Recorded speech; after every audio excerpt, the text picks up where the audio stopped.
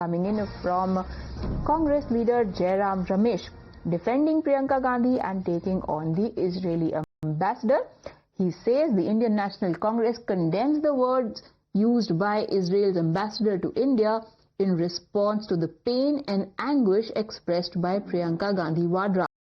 on Israel's continuing genocide in Gaza. Is it too much to expect the Modi government, which has shown extreme moral cowardice when it comes to speaking out on Israel's destruction of Gaza over the past 18 to 20 months, to take serious exceptions and objections to the ambassador's response? We do and find it totally unacceptable. Nyamika, Congress party is not letting up on its offensive against Israel.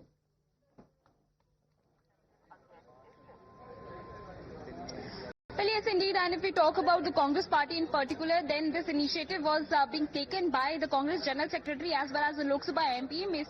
Priyanka Gandhi Vadra, as she was also carrying a bag which had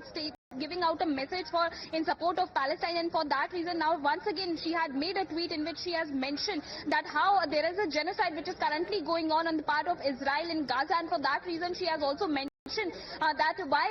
the Modi government is completely silent on this entire matter. She has also stated that how 60,000 people have already been killed, out of which more than 18,000 are children, and for that reason she is again and again questioning the silence of the government of India. But in that particular tweet we have seen that how the ambassador of Israel has also made a tweet in that particular response, as he has also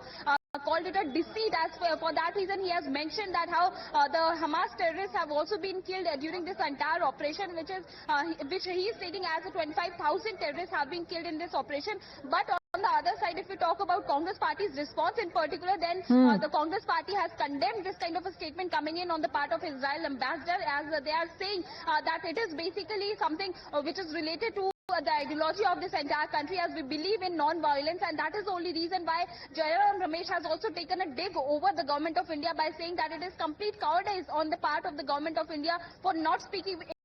even a single word about this entire issue, as there is a genocide which is continuing in Gaza. But on the other side, it is our government which is not saying anything about this entire matter, and it is basically the opposition leaders which are continuously raising their voice in support of those who have been killed in this entire operation. Thank you, Nyamika, for joining us with those details. Perhaps some attention needs to be paid to the court verdict, where the court says,